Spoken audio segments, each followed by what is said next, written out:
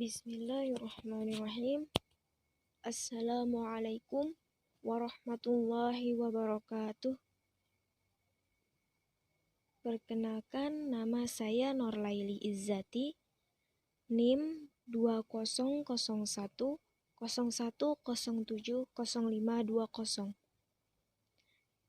dari Fakultas Tarbiyah dan Keguruan, Prodi Pendidikan Guru Madrasah Ibtidaiyah, Angkatan 2020, kelas C. Baik, di sini saya ingin menjelaskan materi tentang Qososul Quran. Untuk memenuhi tugas Middle Test atau UTS dengan mata kuliah Ulumul Quran dengan dosen pengampu Ibu Rida An-Nisa, MPD.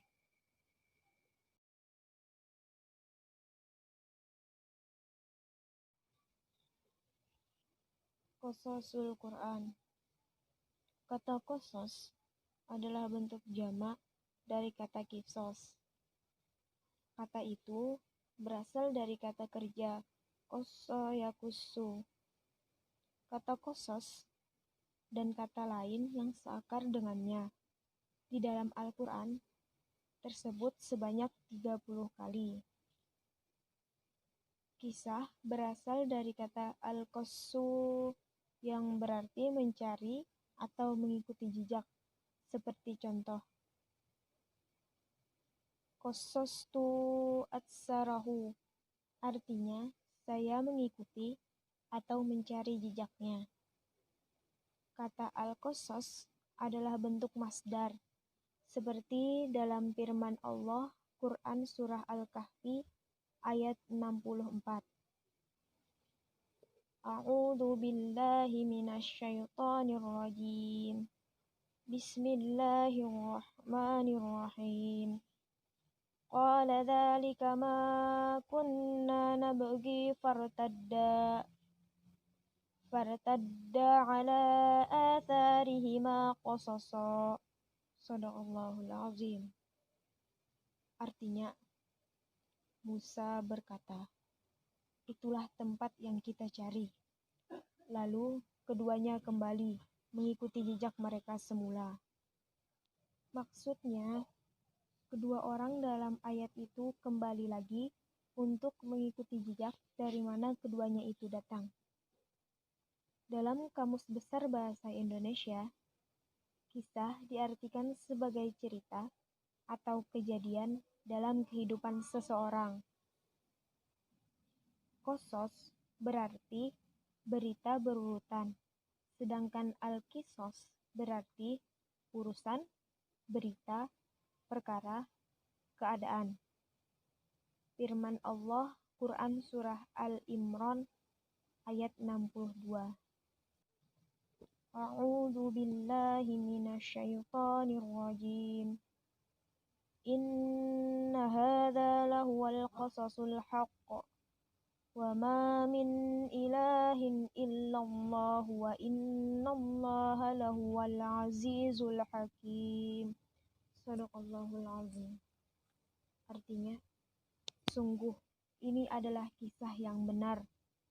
Tidak ada Tuhan selain Allah dan sungguh Allah Maha Perkasa, Maha Bijaksana. Hasbi As-Siddiqi menyatakan bahwa pengertian dari qosos adalah mencari bekasan atau mengikuti bekasan atau jejak. Lebih lanjut, beliau juga menjelaskan bahwa lapas qosos adalah bentuk masdar yang berarti mencari bekasan atau jejak dengan memperhatikan ayat-ayat berikut. Dengan memperhatikan ayat-ayat dari Quran Surah Al-Imran ayat 62 dan Quran Surah Al-Kahfi ayat 64, seperti yang telah dibacakan sebelumnya. Sedangkan menurut Manna Al-Qottan, qosas Al-Quran adalah pemberitaan Al-Quran tentang hal ihwal umat yang telah lalu, nubuat atau kenabian yang terdahulu, dan peristiwa-peristiwa yang telah terjadi. Al-Quran banyak mengandung keterangan tentang kejadian masa lalu, sejarah bangsa, keadaan negeri-negeri, dan peninggalan atau jejak setiap umat. Ia menceritakan semua keadaan mereka dengan cara yang menarik dan mempesona. Dari berbagai pengertian sebelumnya, dapat diambil kesimpulan bahwa secara keseluruhan, pengertian dari qasas Al-Quran adalah pemberitahuan Quran tentang kisah umat yang telah lalu, kisah-kisah Nabi yang memuat berbagai peristiwa yang telah terjadi. Di samping itu, Quran yang memuat segala sesuatu sebagai petunjuk bagi umat manusia. Macam-macam qasas dalam Al-Quran.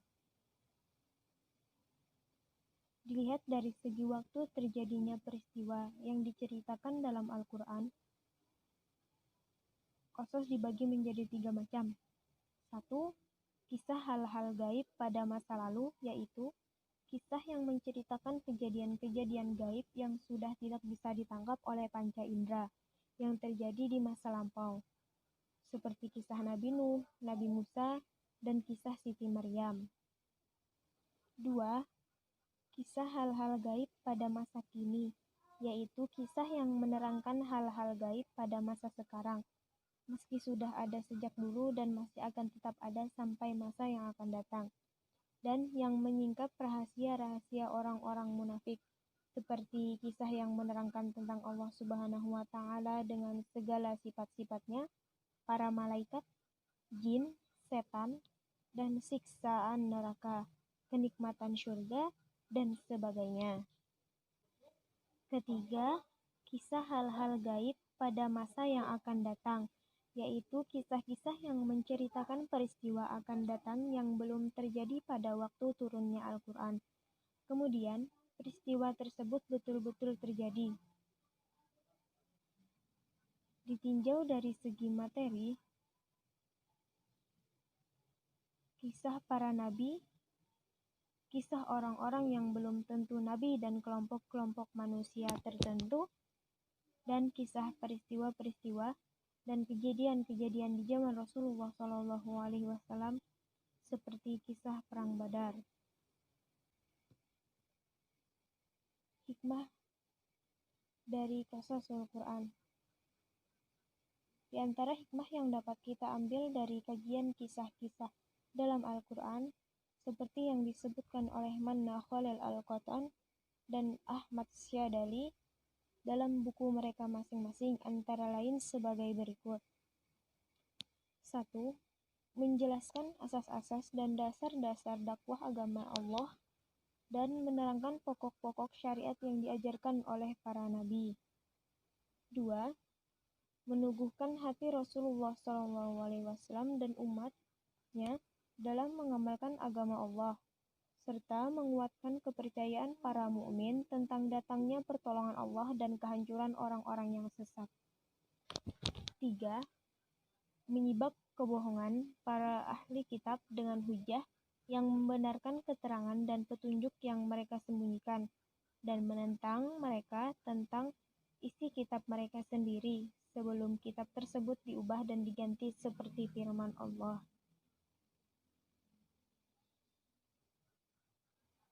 A'udzu billahi minasyaitonir rajim.